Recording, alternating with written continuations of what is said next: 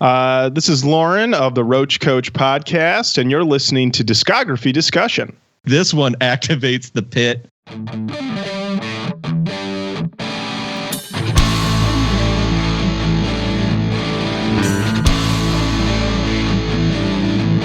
And if you follow the leader while you twist and cheat, then you are ready for this episode of Discography Discussion. I am Joe, that is Dan. Ladies and gentlemen, Lorin Kozlowski of the Roach Koach podcast. We are talking about Korn tonight. Happy to be here, guys. Yeah, it's good to have you, man. Our co-host Jeff is currently not in the U.S. He's on a family vacation. We had to find a soul that wanted to talk about Korn. And Lorin was happy to oblige. Happy to oblige. Absolutely. So as you all may or may not know, we have already talked about Korn before. But we kind of have a rule that we've been cooking up, and basically we're willing to talk about any band at least 2 times. The first time we're going to do the hardcore, all right, this album. But usually for the second one, when we do a revisited, we're looking at just doing more of like a general discussion. So if that's not your bag, tune in next week. We were actually lucky enough to hit enough subscribers on our Patreon to where we finally don't have to pay for our own web hosting, which is really nice. And that just blows my mind, to be honest. There's 2 people I want to thank for that. That's Dave Cassidy and Jeff Santos. You guys are our lifeblood. I cannot believe that you would throw money at our podcast. And you're getting to the Patreon shout-outs early on this one, aren't you, Dan? Dude, I was blown away, like, seeing those come through, because, I mean, we set the Patreon up a long time ago, and it was one of those, like, if somebody feels like we're cool enough to send us some money, that's great, but I didn't think anybody was actually going to do it, so that part of it's really cool. So I just want to shout you guys out and let you know that you are in on the ground level on our individual album reviews and Patreon exclusive stuff, which we'll talk about later at the end of the show. So Lorin Kozlowski is on the show. Yes, he is. What's been going on, man? I'm getting done with a week of catching up with Korn, who, I mean, if you've listened to our show, we've done 3 Korn albums on our podcast now. We did the self-titled, we did the Life is Peachy, and we did Follow the Leader. Yep. And live on Follow the Leader. We did a live episode for Follow the Leader. And for anybody who's not familiar with our show, we're an all new metal podcast, and we are creating a new metal canon. So we are every episode we listen to one new metal album or an album that people have told us is new metal, and we listen to it and decide if it's worthy of being inducted into our new metal canon. And it's funny that you had me on because, as I would say, our big thing that people still comment to us to this day, and we're coming up on 100 episodes, is that we did not induct the first Korn album into the canon. We inducted Blind, and we inducted Shoots and Ladders, but we did not induct the whole album. And Blasphemy. That's what people say, but we stand by it. See, I stand by that decision every time you justify it, because the first Korn record, and I'm jumping ahead a little bit right into the discussion, but here we go. It's basically a rock record with hip-hop California influences. There's nothing new metal about it. New metal wasn't a thing, so it kind of led the way to what would become new metal, but it wasn't new metal. Our rationale was that it's new metal, but it's not great. That was, which I think might actually be more inflammatory. So, yeah. I mean, the thing is that they get better. So, and the whole point is, Blind is great, but there's a lot of filler on that record. There's a lot of 5.5-minute songs on that record. And, and having sat down and listened to all the albums, they've learned some lessons from that first record, for sure. They've also not, be that as it may, but we'll get into it. How do you guys want to start? Where do you want to start? Well, I mean, it's one of those things where the first record, since we're there already, the first record to me is, there's a lot of, it's hard for me to separate sometimes my emotional attachment to that record, because, I think, a guy like me could relate to a lot of the lyrics that were on the first album. And sometimes when you relate to the lyrics, there's a certain sort of rose tinted glasses that you view the music through, where you're like, this is fucking great, even if like you're actually skipping songs and you're not, because I noticed with the first Korn record, the biggest issue I have with it is that it's a little dry. Like there's just something about it where like Korn became famous on Follow the Leader and albums after that by creating kind of this atmosphere using a lot of guitar effects and a lot of like really cool sounding like electronic influences. And then none of that is on the first Korn record. That record is just straight down-tuned, really crunchy riffage, and they're really obsessed with their riffs, and they rely on them almost to the point of like endless repetition. And that record definitely comes across as a little dry now. I mean, we're coming on like what, 94, so 2004, 2014, so like what, 24 years? Yeah. of God, I feel old. It doesn't sound as original as maybe it did back then. And I think that Korn, especially on a song like Blind, for some reason, all of those elements came together and worked really well, but it didn't come together and work really well 12 times in a row, on a record. I mean, I wouldn't even necessarily hold the datedness so much against it as just the fact of Blind is such a strong open, which we very much value. And it kind of sets the template also of like how you going to start a new metal record? And it's like, well, Blind's one of the best ways to do it. I mean, I feel like if you jack with the sequencing in any way, you throw Blind in the middle of the album, I feel like it's not as beloved. You know what I mean? Like, I feel like it would be, because if you start with something like Ball Tongue or Need To or something like that, it's not going to have the same effect. Having that build up, it by having Blind be the first song, it immediately becomes iconic. You know what I mean? Absolutely. Because then you can basically eat off of that forever, which they did, which they have. So, I mean, the thing is, I love Blind. I love Chutes and Ladders. Clown's all right, but the thing is just that, listening to that record, and when we did it for the show, I listened to it, I think like 4 times. And, this track lengths just start to wear you down, Gets boring, The first two albums, and I remember saying this on our original episode about Korn, where the self-titled record feels very complete. The follow-up, Life is Peachy, felt like B-sides. It felt like we had the same sound, the same feel, but this was the leftover crap. And when I listen to this record, the main thing that stands out to me is the songs feel complete, but then they have these really out of place segues into each other. It felt like we had a really good thing going, or a really good rock, or a really good metal thing, and then we just stopped and kind of grooved for a minute. And then you get these long track lengths where that's the ending of every song and this is what's going into the next song. You forget about that when you're not listening to the whole record and you're only listening to your favorites and the greatest hits. The only song I think that could lead off this record would be Chutes and Ladders. I don't think so, because Chutes and Ladders is like a minute of bagpipe music. And you'd have to cut that for the radio single. And I think people would think that the band was a joke, lyrically, if that was their lead-off track. Well, that's why everybody likes Chutes and Ladders, is everybody understands the joke. Right, but they understand it in the sense that it's only a joke because it's further down in the track listing. Yeah. You have slightly more serious subject matter prior to that. And I think like what Lorin said, it's one of those, if you fuck with the sequencing at all, nobody's going to get to Blind. You're going to listen to, because I've got tons of new metal records that tried to emulate this sound. It's like everybody felt like, maybe in 1998, 1999, well, we can't rip off Korn directly like Follow the Leader or Issues without it being blatantly obvious that that's what we're doing. So a lot of these bands went back to the first Korn record and kind of tried to emulate that.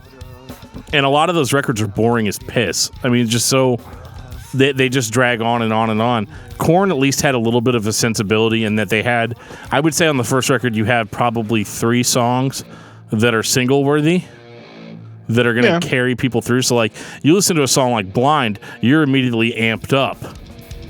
And that's going to carry you through to the next song that kind of makes you feel the same way. And that's what gets you through some of those maybe a little bit more boring songs. And as hard as I try, I can't save the end of the album.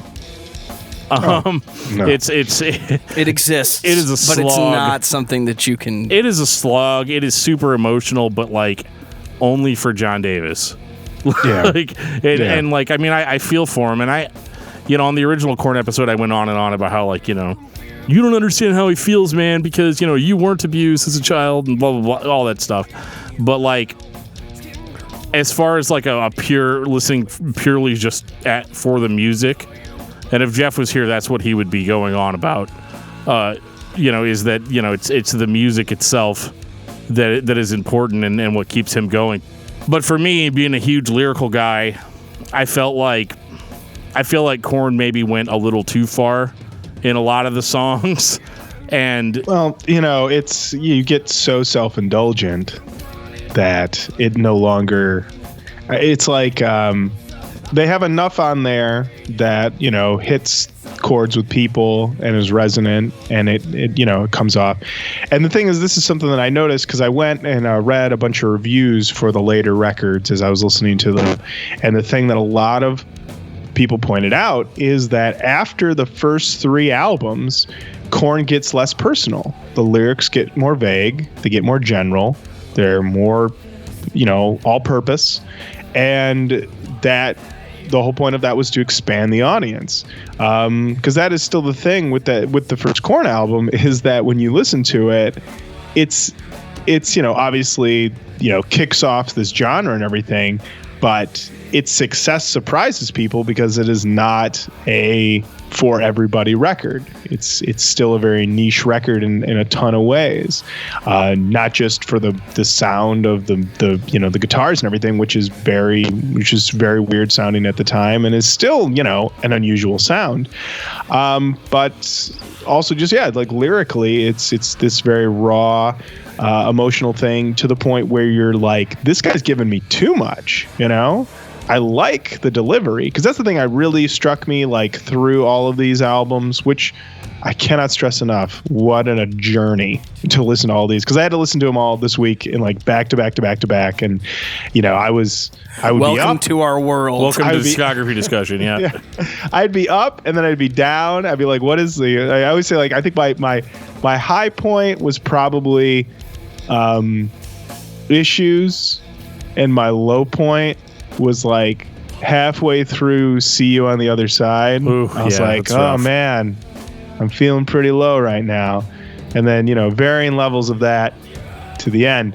But these just going back with those lyrics and just noticing that I'm not, there's less to really be like, whoa, about on the later records. Sure.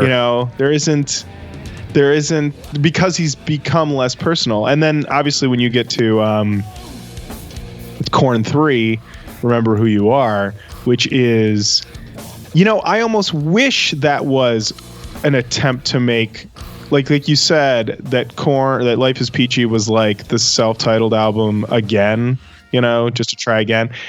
I almost wish Korn 3 had been that again, because I feel like that would have been better than what they gave us. Absolutely. Which, I think if they'd gone in there with Head, if they'd had the full band with Ross, maybe. But even then, it just, that record. Honestly, I was surprised of all that record, of all their albums when I listened to it on this re-listen, that one felt the most like just an out-and-out dud. Absolutely. Which I did not expect.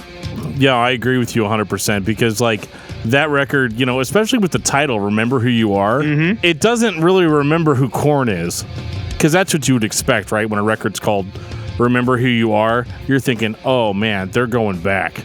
Right. They got Ross with them. Yeah, greatest new metal producer of all time on board. Yeah. They're in the studio. They're laying their hearts out for us. And you get an album that maybe if it wasn't a Korn record, it might be okay.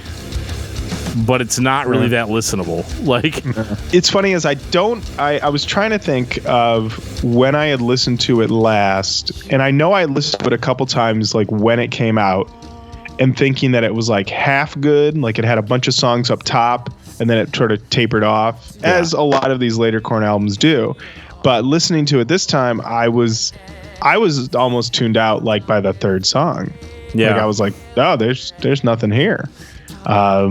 And then reading up on it, like Jonathan Davis has said that like it was a mistake to try to do it again with Ross, because Ross basically it should just be a situation of him with young bands. He's like, we're all like grown men, and he's trying to do like the same tricks, and it's like doesn't work anymore. Because I guess he made Jonathan Davis sing one of the songs at his wife in the booth, and it just was like a real awkward situation, as I would imagine. Right.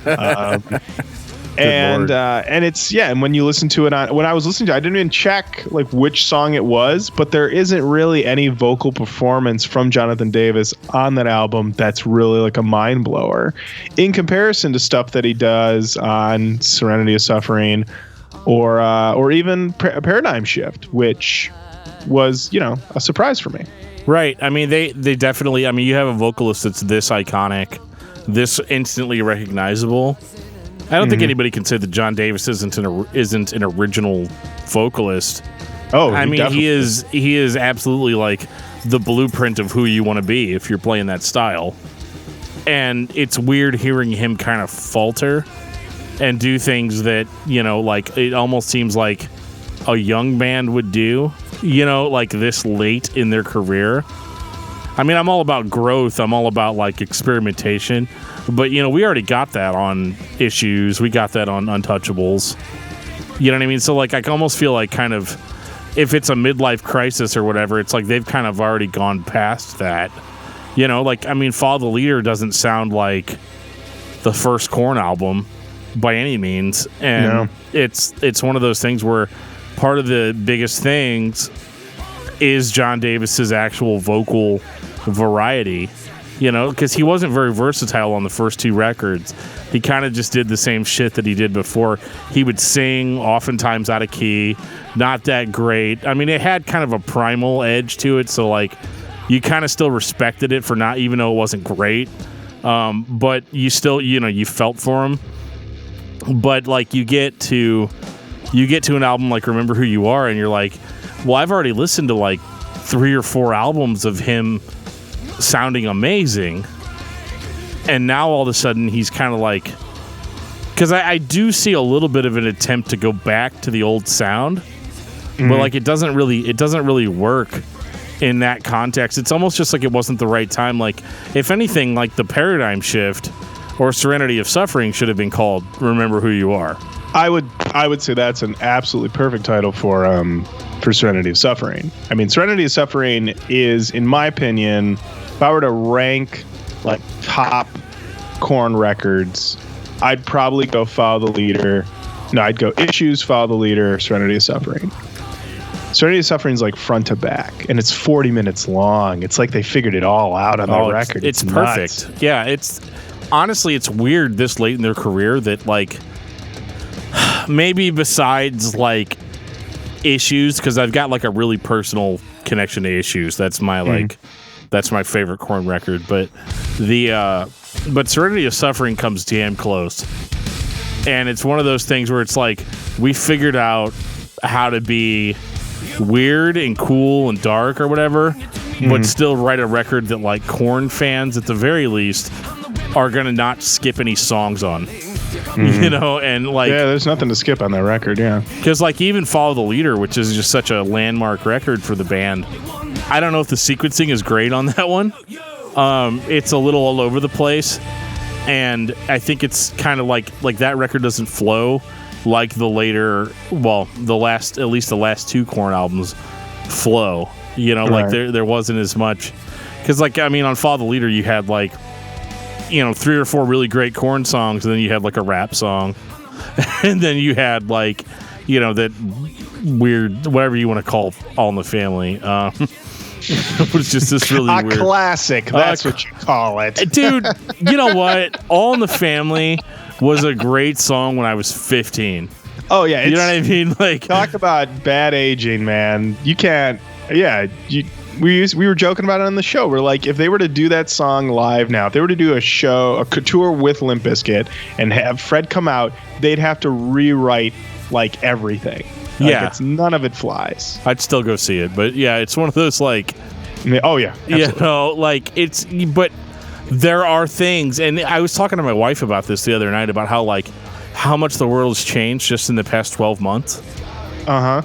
Like, the world is almost like, as far as being socially conscious goes, the world is a completely different place now than it was back when we did the first Korn episode, which wasn't that long ago to my knowledge, but like, we talked about some of the lyrical concepts as if like, yeah, it's a little rough around the edges, but it's understandable.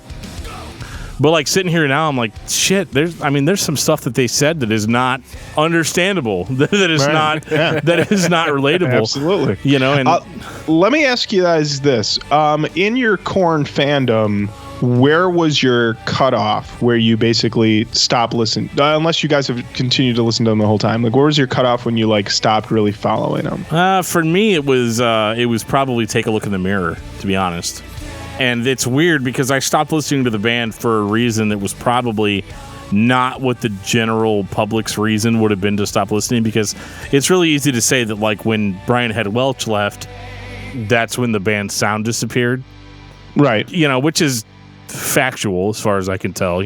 I you could agree. definitely hear missing. Yeah. Mm-hmm. However, for me, it was whenever I heard Take a Look in the Mirror, it was the very first Korn album that I'd heard that wasn't like moving forward in their sound, because we jokingly called Take a Look in the Mirror Life is Peachy Part 2, in the sense, really, yes, in the sense that like there's a lot of stuff wrong with that record that's not necessarily obvious at the forefront. The first thing that I have a problem with is the contradictory lyrics. Because, and this was on Life is Peachy as well, like a contradiction between the way the lyrics were presented in the first Korn album versus how they were presented in Take a Look in the Mirror, or even in Life is Peachy. In that, in the first Korn album, John Davis is a victim. He's a victim of bullying. Or, there's definitely a lot of lyrics there that are very like, I'm in high school and I'm getting picked on by people that are homophobes or people that are, that don't understand me and don't get me. And so like, and you see that return a little bit in like Issues, when he talks about like the song Thoughtless, which is a song kind of like about kids being picked on in high school. I think Thoughtless is on Untouchables. Oh, what did I say? Issues? You said Issues. Oh, I'm sorry. It's okay. Yeah. We're going through 12 records, bro. Yeah, it's Untouchables. When he talks on Thoughtless about like being picked on and all that, like, it's one of those things where like I'm like, I get where you're coming from. Like, I got picked on in high school too. I get it. I relate to it. But then you get to like Life is Peachy, where he's talking about like beating people's ass and being the aggressor and being like the person that starts shit with people. And like, even look at like Take a Look in the Mirror. He's like, that song Right Now, he's like, I'm feeling mean today. I want to find out who I'm going to kick around. Like that sort of stuff is very contradictory to quote unquote the band's message, so to speak, in the sense of like, I'm pissed off, so I'm going to find the next random person I can find, and I'm going to fuck with them, and I'm going to start a fight with this person. And so it's really weird, because it's like, you go all the way back in their history and you're like, well, he's complaining about like being weak, physically weak and being picked on by these aggressors. But then Korn also has songs about how like John Davis is the aggressor. You know, like Yeah. is the one that's pissed off and like he's just gonna start a fight with whoever, and like he makes fun of people for being weak, and like there's even like some of their lyrics, especially on like the biggest example that sticks out to me is on The Path of Totality, where he talks about how he's gonna rape somebody. Like I'm just Jesus. I'm just like, holy shit, dude, like inconsistent much. You know, like, well, I will be honest. Like, having doing our show and listening to the level of new metal that we have, that seems to be par for the course for the genre. Absolutely, that you're going to run between self-pity and overt aggression in track to track. Sure. You're going to have one track where it's like, woe's me, and the next track is like, I'm going to kill you and bury your body in a field. Right. You bitch. Well, because that's how you deal with self-pity. Right. Is you go immediately to the other end and say, exactly, fuck you, anyway. Yeah, exactly. So for me, my drop-off was actually the Untitled record. Okay. Okay. That's a good place to stop. That was where I when I bought it the day it came out, even though I was like mixed on See You on the Other Side, which at the time I remember being very excited for, because I thought Twisted Transistor was different. It was something. Great radio single. And so I picked that one up, and I remember like halfway through it being like, what is going on here? This is like a bad record. And listening to it for this show, I remembered like none of it. Like none of that record. I clearly must have given that record maybe 2 listens. Like I did not, listen to that whole record very often. And yeah, that one's literally them just like working with Atticus Ross, trying to figure out what to do, but they don't have any songs. Yeah, they're missing a guitarist. They're missing a drummer. Oh yeah. So half the band's gone essentially. You got John, Fieldy, and oh wait, that's it, isn't it? No, John Fieldy and Monkey. And Monkey, sorry, God, poor Monkey. I don't give Monkey enough credit. But the thing that's funny is that immediately when you go from take a look in the mirror to See On the Other Side, immediately the fact that they did not replace Head, that they just decided to continue on with one guitarist, immediately the sound is thinner, and absolutely immediately you notice that a big part of it is this sound that really I think peaks out on tops out on Untouchables, which is that the guitars are so huge and so monstrous that it's like just a wave that hits you. You get into those choruses and it's just like boom, boom. And even if you're not totally with the song, those guitars carry you through. So when you lose one of those guys and still try to have that level of power, it doesn't quite work. And then, with See On the Other Side, they luck out with that record in that they have other people writing the songs with them. Right.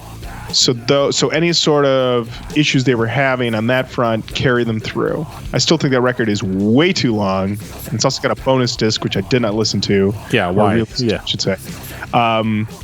But that record's super long, but it's got moments, and here's the thing, they still play Coming Undone in concert, which kind of surprises me because that's not the song I would pick from that record. It's not the strongest, yeah. I mean, it's weird too, like when Head left too, is that like, yeah, you're right that they didn't replace him. I mean, how many new metal guitarists could they have hired? Like anybody, right? Who would have passed up the opportunity to be in Korn? I think it speaks to the level of the importance that he played to their sound.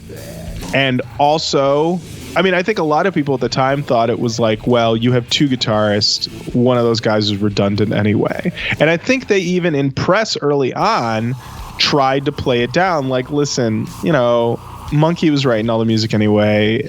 Head wasn't really bringing that much to the table, which immediately proves itself to be untrue. Obviously untrue. When you listen 100%. to that first Brian Head Welch solo record, there's the Korn sound. You've never heard it. I've not listened to it. I am willing to put this show on pause so you can go listen to one song. No, we're not doing that. It's too late at night. I got Easter in the morning. Come on. I have listened to like half of the Love and Death record. Yes, yeah. Which I mean, like it has a Korn sound to it, so I mean, I believe it. But yeah, I haven't listened. I own it. I bought it for the show. We haven't, obviously, not even close to doing it yet. Sure. But we have. Yeah, I have a copy of it. You want to check my credentials? No, you're good. You're good. But yeah. I mean, that's the thing is, yeah. Once they lose head, and then they sort of flail through that, and then yeah, when you get to the Untitled record, I mean, yeah. On top of that, yeah, they don't have that. They don't even have like their drummer anymore. And this is an interesting thing that just happened to come up. I'm currently reading David Lee Roth's memoir, which I highly recommend. It's bananas. And in it, he talks at one point about what was going on in his life post Van Halen and the records that he made. And how basically when he made Eat 'Em and Smile, he was like, he had a good band, he liked everybody he was working with, it was great. But with each subsequent record, he started to like lose people. And that by the time, I don't remember the names of these David Lee Roth records, but there was a certain point where he basically had fired a bunch of people and just brought in various people. And he's like, everyone felt unsteady, and he's like, and you can tell in the music because we didn't have a solid foundation. And then literally read that the next day. I listened to literally Untitled and Remember Where You Are and everything like back to back, and I was like, oh, that's exactly what's happening here. Yeah, absolutely. Like they don't have a solid foundation, and they're just like don't know what to do. Totally directionless. One thing I have to correct is David Silvera was still involved with the band for See You on the Other Side. Good luck listening to the record and detecting that, because it's clear they were working with a hip-hop producer. So he was replaced by electronic drums.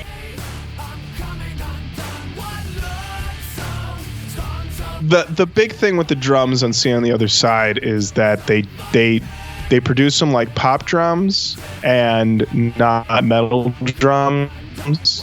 The drums on Untouchables are huge. Absolutely. Like giant. They sound great. I mean, they better. It's like a $4 million record. Absolutely, yeah. And the drums on Take a Look in the Mirror. Once again, big drums. But yeah, they're real thin sounding. They don't do it any favors. And then they have sort of the same problem with Untitled, because for one, they're running between two different drummers, but the other is that they have Atticus Ross, who's, Nine Inch Nails guy. Nine Inch Nails is generally not trafficking in big drums. Absolutely, yeah. There's some times, and that's the thing. That's kind of the surprising thing about the drum sound on With Teeth, is that it's so big. But then it's like, well, it's Dave Grohl. He might have said something like, "Hey, don't fuck with my sound." Right. Nobody's gonna question Dave Grohl. Yeah. At least when it comes to drumming, I won't question him. So nice. So let's talk about the dubstep record, you guys. Before I leave the room while these two assholes talk about the dubstep record, I'm going to take this time to say thank you to everyone for listening to this podcast. Thank you for listening and for subscribing. If you are not a subscriber, you can find everything Discography Discussion at discussmetal.com. We are on Google Play, iTunes, Stitcher, TuneIn Radio, so if you have an Amazon Echo or Google Home, you have no excuse. Ask it to play the latest episode of the Discography Discussion podcast, and it will. We're also on Facebook and on Twitter at Discuss Metal. Be sure to like, favorite, and subscribe. It really helps us out. It lets us know you're listening. And now Dan is going to tell us all about 5-star reviews. We love 5-star reviews here at Discography Discussion. We've actually added functionality to our Facebook page recently where you can leave us a review directly on Facebook. If you go to facebook.com/Discography Discussion, you can actually leave us a 5-star review there. If it's not 5 stars, you don't think we deserve it, leave us whatever review you think we deserve, and we will read it on the show, and we will take your criticism into account. And now Lorin is going to get the hell out of my house. Oh, boy. The path of totality. Yes. Well, Joe, I mean, what do you think of the record?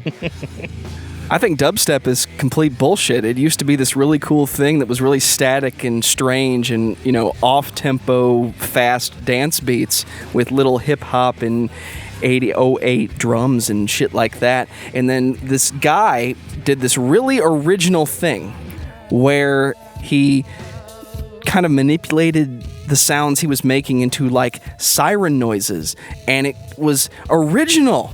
It was something that I had never heard anybody do before. And then everybody started doing it. And then everybody started featuring that guy on their albums. And then everybody sounded exactly the same. And it's absolutely terrible. And I'm shaking in my fucking chair while I sit here and try to talk about it while it plays on my headphones. I feel like you're torturing me on purpose. I mean, I'm not torturing you on purpose. I mean, it's the discography, and we got to discuss it. It's your show, man. I know. If you named this show Discography Discussion, except for the one record we don't like, this would have been an easy skip. But it would have been Discography Discussion except for any album featuring that guy. See, I won't even say his name. Everybody knows who I'm talking about. All right. Okay. So you're not a Spring Breakers fan. Okay. No, sir. Okay. All right. Fair enough. So I, when this record came out, I was incredibly skeptical of it. And when I heard it, and I think I was telling this to you, Dan, in a text earlier, I couldn't finish the record. Right. It was unlistenable. I couldn't get through it. And then every time I would try, I would never get through it. I will tell you, for this show, I got through the whole album. And the thing that I found is that it's like, I think with bonus tracks, it's like 12 songs long, something like that. Yeah. Let me double check. I want to make sure my number here is right. Yeah, on Apple Music, it has 13 songs. Ooh. 2 of those are bonus tracks. That's about 12 longer than it needs to be. Because it does the same thing every single song. It does the same sort of like wub wub wub sound. They have different people featured: Excision, Downlink, Noisia, Skrillex, whatever. But they still don't. You can't really tell. It could be anybody. But that being said, it was more listenable this time. Removed, what is it? 7 years removed. That record came out in 2011. So 7 years difference. It sounds incredibly dated, but a little more listenable now because of how dated it is. I think maybe just we've heard, I don't know, more aggressive things. I don't know. But the thing is funny about it, though, is that when I look at it, it's, I hate to say this, but it's good they made it because it kind of got them out of their rut. I don't know, honestly, how much the band had to do with this, because my interpretation of it from listening to the parts I've listened to is this was John Davis hanging out with his studio remix buddies, because he tried to do that DJ thing for a while. J-Devil. He stole that name from me. It was a fucking good name, I'll give him that. So you're saying there's like a bunch of J-Devil tracks that we haven't heard? There's an idea. Okay. Says the man who had the brilliant idea to do Gabriel Gray. Absolutely. It was a brilliant fucking idea, by the way. It's going to happen. Well, I'm just checking to see. I've got the liner notes here in front of me, and I'm just trying to see if, like, writing credit-wise. Because, I mean, it still credits the whole band. Which is just John, Monkey, and Fieldy, right? Here's the thing. It looks like everybody's got a writing credit on every single song. Okay. So if I were to guess that maybe there are unwubbed versions of all these songs. That'd be interesting. And there's a couple in there that, like, you can basically hear it's basically a Korn. I mean, they're all basically Korn songs. But there are some that sound closer to, there are actually some late album ones that I'd never even made it to, I think, in my first listens because I couldn't do it. That, I'm like, yeah, you just turn the guitar up a little bit more, turn this wub down, and it's a Korn song. I mean, lyrically, like you said, it's got those rape lines that really just sort of throw you for a loop. It's 2011, but it still hasn't aged well. Yeah.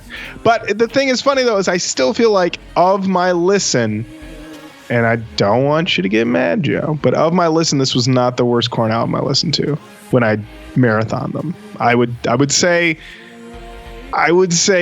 Korn 3 was the worst one. I fundamentally disagree. Well, like, That's so fine, when I was talking to Lorin on Facebook this week, it was definitely like I was cleaning my basement, And so I was reorganizing all my CDs, like alphabetizing and making sure every CD, every disc was in the case and all that, and that took me 6 fucking hours. And it'll take some time. Yeah. You know, it's really weird. You don't, like, pay attention to how many CDs you have, but whenever you have them all right there in, like, cardboard boxes that you've taken out of a storage unit and stuff, and you're like, God damn, like, this is where all my money's gone. But it's one of those, like, weird revelations. So I listened to The Path of Totality while I was cleaning. And, which is funny because I hadn't been. I was listening to just like murder podcasts, like true crime podcasts and stuff all morning. And then I started talking to Lorin and I was like, oh, fuck, he's listening to The Path of Totality. I should probably listen to that too. So I popped it in and, oh man, like I definitely didn't hate the Wubs as much as I thought I was going to hate them. But I didn't love the record. I didn't feel like the songs were redeemable. Like, why am I not just listening to Skrillex at this point? Right. Skrillex featuring John Davis. Because that essentially is what a majority of the tracks are. And yeah, the rape stuff definitely caught me by surprise because for some reason, like, when we did our first discography discussion, I don't think any of us actually listened to the record. And that's our bad. It was the early days. I'm sorry. But, like, I listened to it and didn't, like... I didn't have a lot of hate, and maybe it's just because I was like cleaning all day and I didn't have a lot of hate in my heart or whatever. But like, it definitely, I could hear a band that was just trying to figure out where they still stand in all of this. Yeah. Because let's take a little bit of a sidetrack here and talk about where heavy music is in 2018, or talk about where heavy music is in 2011. Okay, Korn hasn't been. For a while, they haven't been like the band that you go to for heavy music. They were that in the mid to late 90s and even like pre-2001, maybe even 2002. I'll give them that. 2002, 2003. They were still kind of the band that everybody more or less respected. However, during that time, you had other styles of heavy music come to the forefront. Metalcore was rising, you know, and you know, next week we're going to be talking about As I Lay Dying, which was one of the biggest metalcore bands out there. And I think it's just one of those things where Korn, because I remember hearing Take a Look in the Mirror and thinking, wow, they kind of stepped up the heaviness on this a little bit. They weren't playing like a different style, but they turned everything they did up to 11. It almost like on that record they were like unabashedly new metal. Like they were like, no, this is still viable. You know, this is still good. And it's weird though that like they realized that no, everybody's listening to Lamb of God, everybody's listening to As I Lay Dying, everybody's listening to Killswitch Engage, you know, bands like that. So Korn kind of went in a different direction with it. They were like, well, we still want to be relevant, so you get a record like See You on the Other Side, which is more of a pop record. It's not terrible, but it's not great.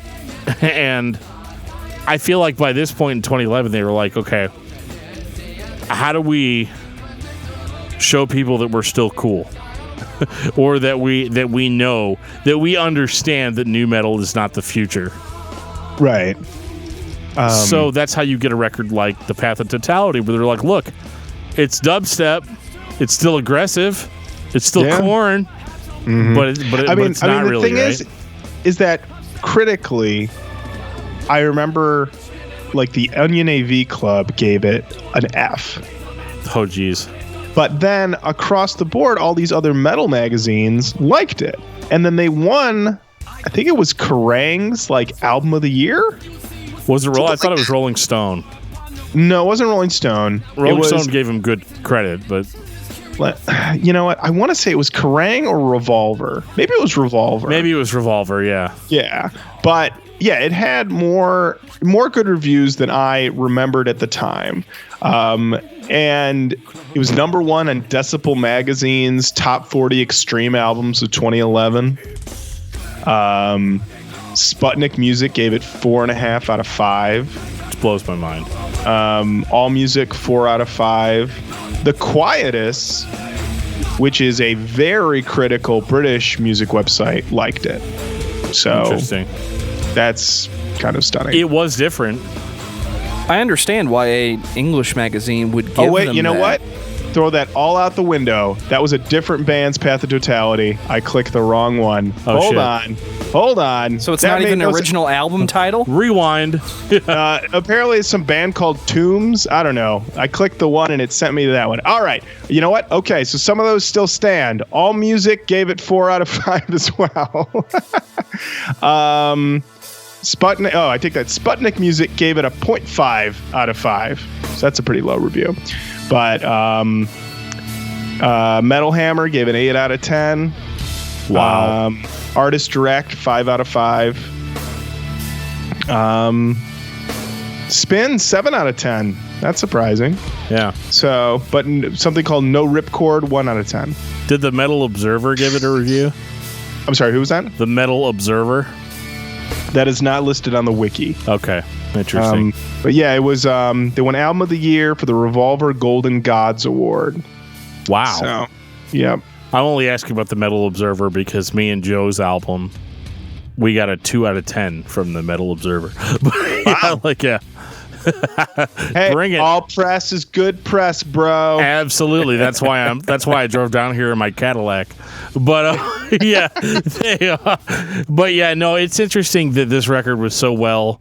And do you think that part of that though by 2011 was a little bit corrupt? I've always wondered that about music journalism in the sense that there's a lot of bands that we've talked about, and I'll say this pretty often when we talk about a record that we didn't personally like.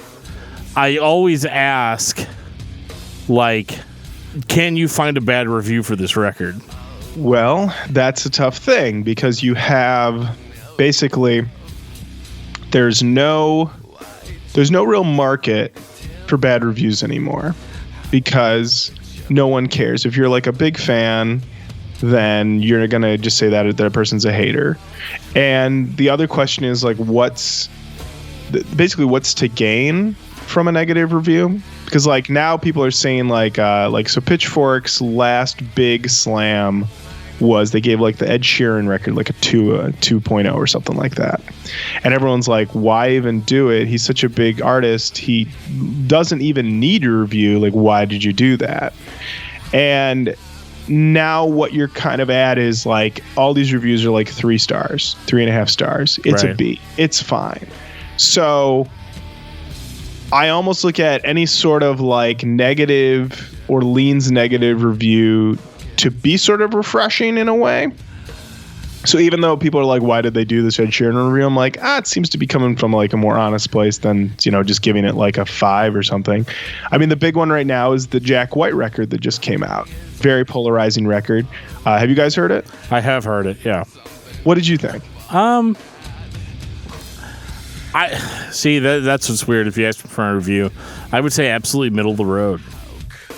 I went into it bracing myself for a real wreck, and I thought it was fine. I thought it was basically in line with his other 2 solo records. It was surprising. Yeah. I mean, people are talking about this thing it's Metal Machine music, and I'm nah, it's just got some boring songs, but it's got some rippers, and it's just all of his other solo. I mean, that's the thing. All of his post-White Stripes stuff is you got a couple rippers, some boring tracks, and then it's over, because they're usually pretty short. Thank you, Mr. White. I wouldn't say that I was on a level of impressed, because as I spoke earlier, apparently I'm not even impressed by Dimebag Darrell. But the thing is that dude, seriously, go listen to some technical death metal and let me know. But the thing is that I was surprised at how much I enjoyed it, because I usually come into stuff there's a certain sense of us doing this show and everything that we only listen to metal and then we're always hardcore all the time, which couldn't be further from the truth, but it's one of those things where I would listen to a record like a Jack White record and everybody's impression of me would be that he's gonna shit on it, but I actually found it pretty enjoyable overall. I didn't think it was genre breaking. Or, No. it's like something's got to blow my fucking mind for me to give it a 5 out of 5. Right. Yeah. But at the same time, I found it enjoyable. And I think part of that too goes into the whole Korn thing, and that like by 2011, you don't really have like it's stupid to be like, I don't like Korn. Yeah, dude, we get it. You listen to super aggressive shit. We get it. So I think the Path of Totality succeeded in the sense that it was a different sounding Korn, and you could say, oh well, I really appreciated that, even though I don't. Like when I listen to this record, I just don't hear good songs. I don't hear anything that I'm like that gets stuck in my head.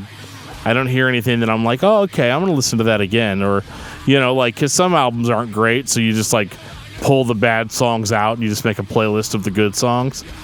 And it really wasn't that way with the Path of Totality. I just couldn't get behind. I didn't feel like the dubstep sound was compatible with the Korn sound like they thought it would be. And it just sounds like Skrillex featuring John Davis from Korn. Yeah. I mean, especially if you go and listen to just his solo stuff, Skrillex's solo stuff. I mean,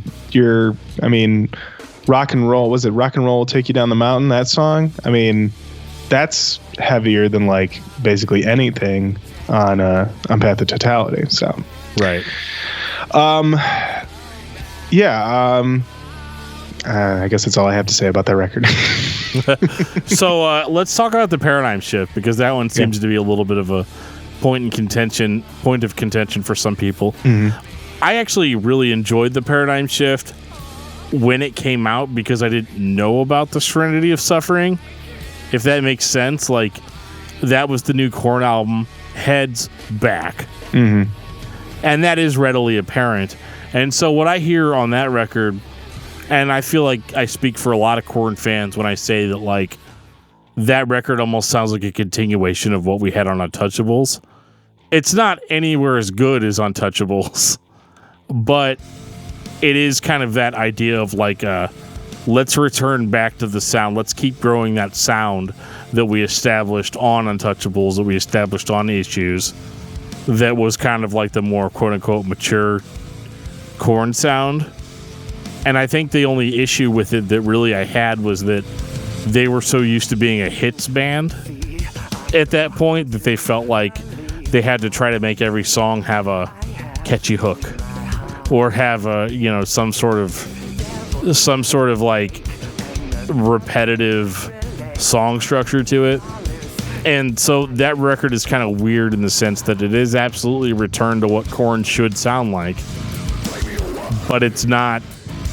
It's no Follow the Leader. It's no Issues. It can't compete with the records that it kind of vaguely sounds like, if that makes sense. Yeah, I mean, the thing with those records as they went on, was that, more attention being paid to hooks and melody and things like that.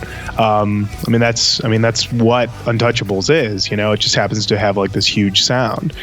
When Paradigm Shift came out for me, where I was, I'm trying to think of what I was listening to at the time in my life, but I remember hearing it and hating it.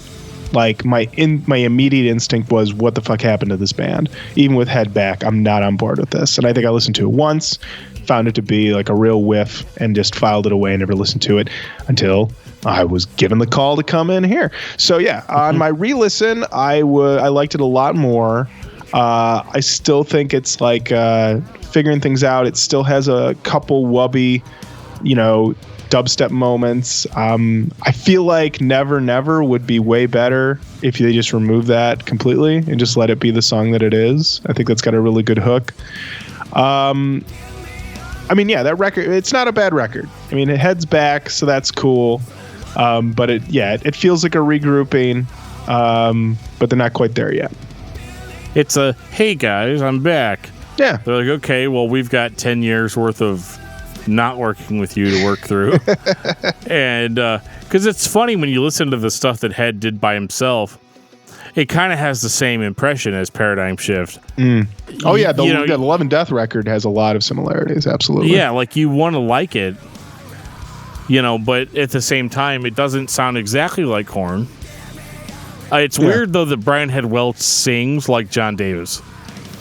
Did anybody else find that kind of weird that like his vocal delivery was very much in line with what John Davis would have done in that same situation? I mean, you hang out with people, steal from the best. He has gone on record saying that John Davis is his favorite rock singer. So it makes sense that he would emulate that. You have to say that. He sees him every day at work.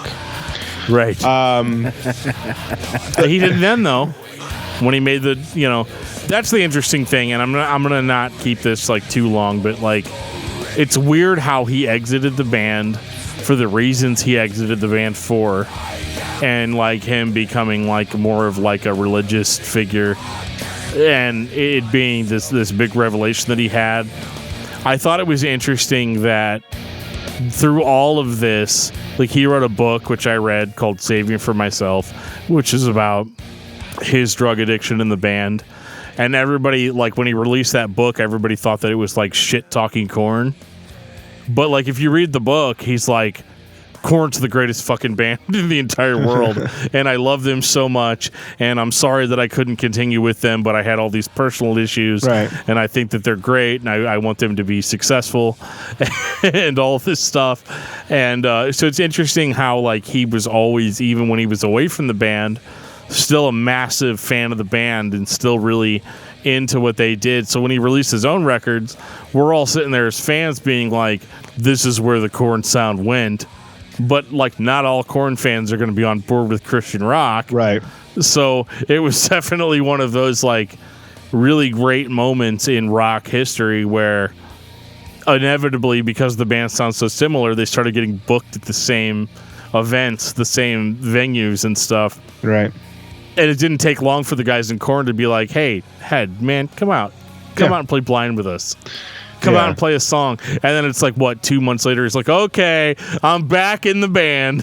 Yeah. Well, I mean, his leaving is different than a lot of other people leaving bands. It's not it wasn't a money thing. It wasn't a lady involved. That can cause a lot of problems that never get fixed. Yeah. And the other thing is, let's point it out. As much as they might have tried to downplay and say whatever when he first left, they never replaced him. So it was literally, it was like, we are ready for when you return.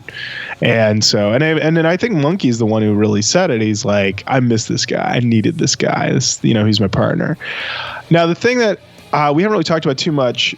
So Paradigm Shift was produced by Don Gilmore. Yes. Who did most famously the first Linkin Park record. And I think that's why it still has this sort of like electronic sound, but not really like band sound totally. And then when you get to Serenity of Suffering, and I'm going to slaughter this guy's name, Nick Raskulinix, I want to say. Not bad. Thank you. Sounds good. Yeah. Still probably wrong. I'll just call him Nick. That'll be easier. He did Deftones Diamond Eyes, I want to say. And I don't know if you guys ever saw that video. I think I might have mentioned it on our show once, but there's a video of him in the studio with Korn recording Serenity of Suffering. And he's like a normal dude, like just like, hey, you're going to do this awesome thing, and then you're going to do this awesome thing, and then it's just going to get super awesome. And you're like, this is the guy you need in the booth with you. This is the guy you need who just wants you to be the best thing you can be. And that, I think, is why Serenity of Suffering feels like such a triumph for this band, is that it's just like, let's make a huge Korn record. And I think that's really like the key. I think they need to, whenever they make their next Korn record, which I'm sure they will. I think they'll keep making Korn records until one of them dies. They just need to keep working with a producer like that. I mean, I don't know if they're interested in going back and working with him again. But I think the results speak for themselves on that one. Do you think Korn 3 would have been a better product, a better release, a better example of remember who you are if Head was still in the band? I think it's an impossible thing because I don't think health-wise he was where he needed to be as a person. to make that record. But I mean, if we were to presume that he's like a healthy guy and they make it, maybe, but still, I think a big part of it is Jonathan Davis. And I think a big part of it also is that Ross's style is such that they could not get there as adult men. Like, you know, he's a producer that thrives on youth and energy and everything. And at that point, I mean, yeah, when they made those first two Korn records, they're just a bunch of guys who probably living all in the same place, and they all spend time together in the van all the time, going from gig to gig. By the time they made Korn 3, I mean, that's we take our own jets situation. Not to say that they have private jets, but you know what I mean? Like, they're, you know, doing things separately. They're just like, you know, Korn Inc. at that point. And it's tough. And I think they've even said that in interviews, that it's tough to get back to that. Actually, Jonathan Davis did this interview a couple years ago with the Noisy blog, where he ranked all the band's records and from worst to best. And when talking about Korn 3, he said it was really fucking hard. It was rough. We had Ross come back in and he tortured the shit out of me, and I love him, and that's definitely how he does his thing. It's a very weird album to make, and it was a very painful album to make, where he'd do a lot of fucked up shit. We did the album on tape and dumped it on Pro Tools, and we only did tape edits. It was a return to doing it the old school style and not having any boundaries or a click track, but I think it was forced, and Ross pushed us to do stuff that I was older than. It seemed pointless to try and recapture shit from 94 and 09. It didn't transfer, even though we did well, and the record was great. Okay, kind of walks it back a little bit. Yeah, Ross took it to a crazy level I wasn't comfortable with. So yeah, basically, yeah, I mean, honestly, I think if they had tried to make a throwback record, and instead of getting Ross, maybe gotten somebody like Terry Date or something like that, maybe they would have had something. But yeah, I mean, at the same time, why do you make a record like a Back to Basics record? Is when you've hit a wall, you know, and you feel like that's the only thing you could do. So I mean, I don't think there's any way they don't make that record, you know, especially with Head being gone. Do you think that's what Take a Look in the Mirror was, though? Because like I've been curious about that record. Take a Look in the Mirror for me seemed like, because of how huge and expensive Untouchables was, and the fact that Untouchables was supposed to be a world beater, and instead, I think it was like I think they had what? They were coming off of 2 number ones at that point. Like Follow the Leader had been a number 1 record, and Issues was a number 1 record.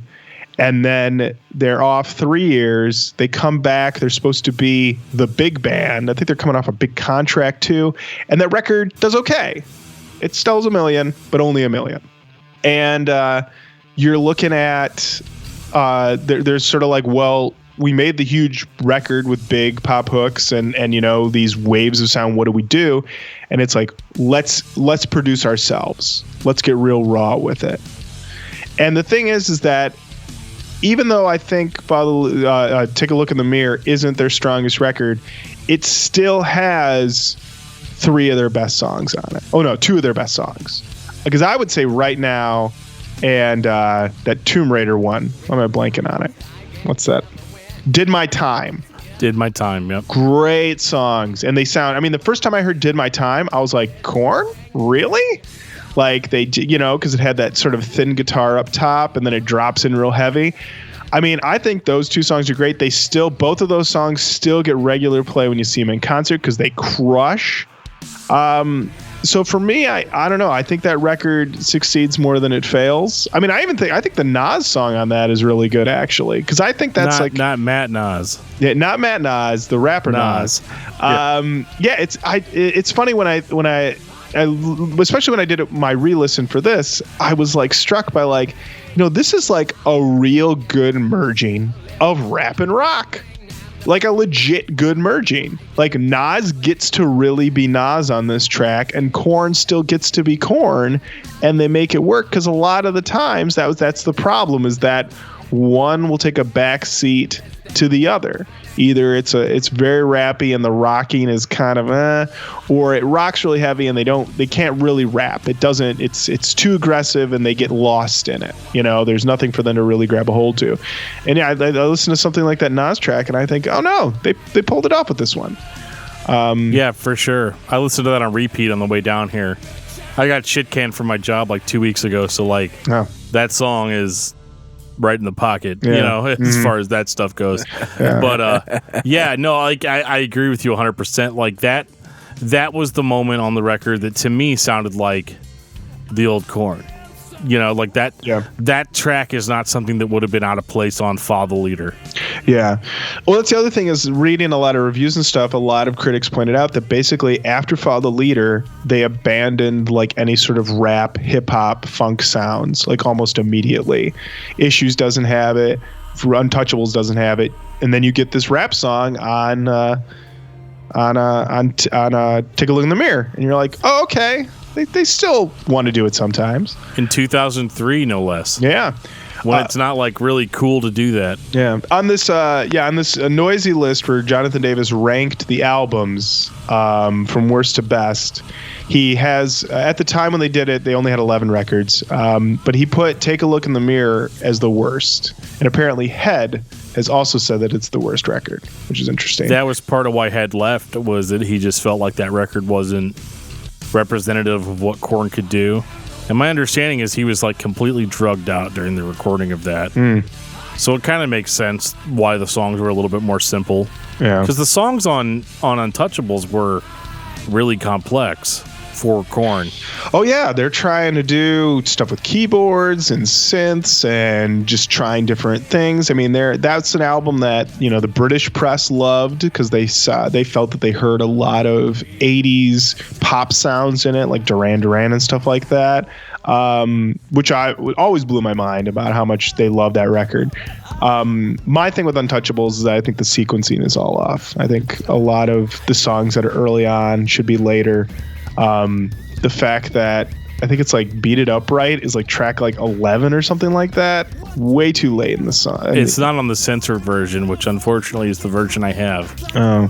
Because my parents weren't down with that when it came out. Oh, jeez. Yeah, you've got like Make Believe, Hollow Life, these like slower tracks way up front. And then you got Wake Up Hate, Beat It Upright, and Embrace, like, and One More Time, like later in the track. And it's just, a lot of it just feels very unusual. I would totally flip it around if I could. They should have been on the front of the album because those are the most driving songs. The people that fans of Follow the Leader and Issues would have been more on board with. Because I remember Untouchables being a really weird experience for me, even though I had the version that didn't have Beat It Upright on it. I remember it being kind of one of those, like, I remember I was at a girlfriend's house and I was showing her this record and she wasn't impressed. But it was one of those, like, I was like, check this out. This is really, this is the next evolution of Korn, Like, yeah. I had drank the Kool-Aid at that point and, was like, this is the best. This is great. Because I think I even said on our original Korn episode that Issues is my favorite, but Untouchables is a better record.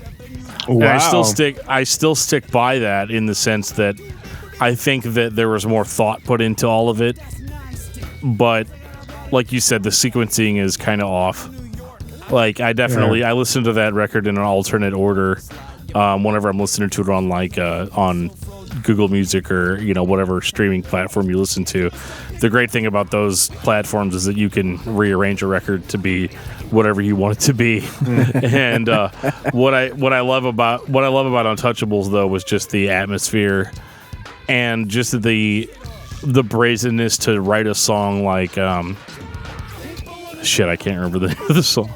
That slower one where he's like, now I see the times they change. What was that song called? Oh, Alone I Break. Alone I Break. Yeah, like that. I thought that song was really ballsy for Korn because they hadn't really done anything that was that emotional. I mean, they had always been emotional. John Davis had always, That's like a ballad, though. That's right, the one and only Korn ballad. And it was like what you guys talked about on the Mudvayne record of, World So Cold, that was kind of a weird, because those records came out relatively around the same time. think. I think so. And so it was interesting hearing, because I'm listening to this Korn record, and then on the other hand, I'm listening to this Mudvayne record, and I thought it was interesting hearing bands like that really explore their more melodic side, but it not be like this like trite thing where they weren't writing a song about like this bitch that they love, or like that's true. this they weren't being weird about it. Like, it was just really intense type of song. And Alone I Break is one of my favorites. Hating is one of my favorites, and I like those songs because I feel like John Davis was a little bit more emotionally vulnerable. Mm-hmm. So I think that going into Untouchables with that feeling, it was really disheartening for me to go into Take a Look in the Mirror, which was more of like I'm a tough guy, I'm gonna beat your ass, right. Because that's one of the things that we talk about on the show all the time. Is I'm not a really big fan of like tough guy mentality in metal. You don't want to fuck some shit up, Dan? I don't. I just don't. And that's the whole thing, is like I appreciate the emotion. I appreciate the screams, with like gut-wrenching emotions and lyrics that matter. And real feelings being displayed, even if I don't necessarily agree with what's being said. Yeah, I can still get behind the emotion that led that person to that place. So like you look at a song like Hating, which is about like hating humanity, like that you have gone from being the victim to being the kind of person that kind of like participates in that type of evil. And he talks about like how he's been hating all this time, and that like he's more or less become the monster that he has vowed to hate or to be against. Mm-hmm. Like that's a really powerful thought. And then a year later, it's like, I'm gonna fuck you up. I'm gonna, like through your face, my fist will plow. Watch as your blood runs out. Let's do this now. Well, I mean, the other thing to think about is that we're leaving that nu metal era of, inward ennui. We're getting into a more of a butt rocky sound. I mean, it's funny, and it's not even a song I think about that often, but I always think about the first Drowning Pool song they put out after they got a new lead singer the first time. It's called like Step Up, and it's literally just like, you better fucking step up. And I was like, what is this shit? It's like laughable. So yeah, I think it was just the era at the time. My thing with Untouchables is that it's incredibly long. 65 minutes long.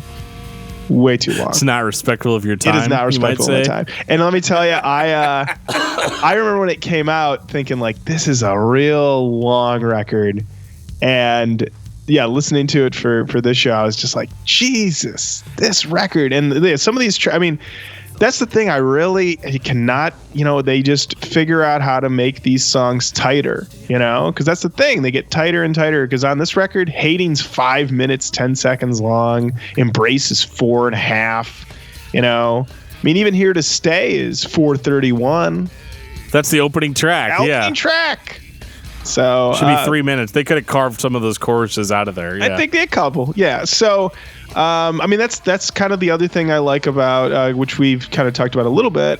Issues. The thing I love about Issues is that it's 53:16, but a lot of that is just if you carve out the extra snow static sounds at the end of the album, it's just shy of 50 minutes. So that one's just the right length. Now, you said this is your core. Issues is your favorite. Issues is my absolute favorite, and I think it's the combination of atmosphere. Mm-hmm. Korn was trying to establish atmosphere on Follow the Leader, and they did that with all their extra guitar effects and all of that. But like the thing about Follow the Leader is that, yes, it's emotional, it's crazy, it's great, it's their breakthrough. John Davis can sing, the guitars sound better, drums sound better, everything sounds better, sounds bigger, sounds more okay, so big's the only word I can come up with on that. But like Follow the Leader was such an impactful record, but it still has songs like All in the Family on it. and it still has that earache in my eye cover at the end. Right. And it's just really kind of like, are you guys taking this shit seriously or are you not? And on Issues, they take that shit seriously. Well, they had Brendan O'Brien producing, who, his track record of all the really great Pearl Jam albums. He's I think he's Springsteen's producer now. I think like Springsteen does anything. He works with Brendan O'Brien. Brendan O'Brien did Evil Empire and Battle of Los Angeles Rage Against the Machine albums. So, I mean, he's got, in my book, free pass for life. He's put out some perfect records. Absolutely. And so, and then they even said that Brendan O'Brien came in and was like, you guys need to be focused. We're not going to be fooling around. Let's just get this record done. And on top of that, this is a very personal record for Jonathan Davis, because I feel like this album is all about basically him dealing with being a famous person, but also like with the band, and how like them getting crazy could destroy the whole thing. So he's still speaking, even though if it's not as specific, you still can tell that this is basically just him speaking to the band. But yeah, I mean, this record's killer, Falling Away From Me, Make Me Bad, Let's Get This Party Started, and then Dirty. I mean, Dirty is one of my like all-time favorite Korn songs. Let's Get This Party Started. That is my favorite Korn song. Well, there you go. And it's interesting in the sense that, like, as far as musical growth for me goes, like music and heaviness, my biggest platform has always been that the issue that people have from moving from like new metal to metalcore, death metal, black metal, all these really extreme styles, has always been the vocals. This weird combination, like, when you have vocals that basically sound inhuman. And John Davis has approached that before with the scatting vocals and the really growly, throaty type vocals. Yeah. Let's Get This Party Started was a song where he delivered in a manner that was much more growly than he had ever delivered before that. And so it was one of my first exposures, because I mean, yeah, I'd heard Twist before that, and I'd heard, Freak on a Leash and like all these weird scatty stuff that he'd done, but that was all nonsense. That wasn't like real lyrics being delivered. And so when I heard this party, Let's Get This Party Started, it was like, there's a part where he's just like, you make me feel inside. Like, it was very throaty and very otherworldly, very inhuman, and a lot of people didn't like that, but I was like, well, this is taking the emotion 10 steps further than what it was before, where you've gone beyond the human being and you've become this otherworldly kind of thing.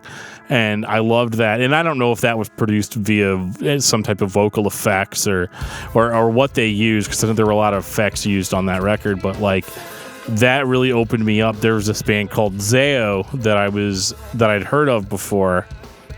Zao. And you're wearing their shirt. I love them. Every time we record. I love them. They're my favorite band. But the thing is that like their vocalist, his name's coincidentally also Dan. He delivered in that style only. Like, he only did the raspy, growling, serpentine type of vocal.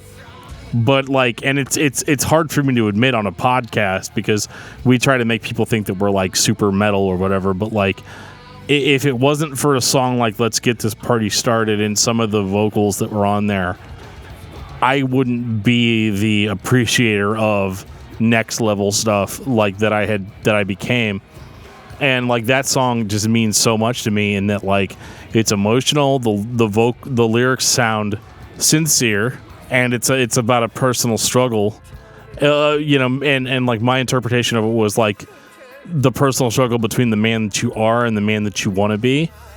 And like, that song just, I mean, it definitely hits me on an emotional level, and I don't think that I could say that it was my favorite Korn album without that song. Like, it was very, very instrumental in my appreciation of heavier music. And nobody wants to admit that. Nobody wants to say, oh, yeah, I got into heavy music because I listened to Korn. But, that's where we're at. Like, that really, it was a really good gateway for me. And I don't know if it was a gateway for other people, but this record, absolutely. Like, let's get this party started. And then there was another song after that. And I keep wanting to say it's called Hating, but I know that's not. You talking about Counting? It's not Counting. Is it Counting or is it? Well, let's get this party started is track 13 of 16. So after that, you got Wish You Could Be Me, Counting, and Dirty. I think it might be No Way. Oh, which is right before Let's Get This Party Started. Right. And again, I've got the track listing changed. Let me ask you, when you were listening, I mean, this can be every Korn album or, this one, was there any song that you had not previously considered and then on hearing it for this was like, oh, well, that's kind of a pleasant surprise I never thought of before? For this listen?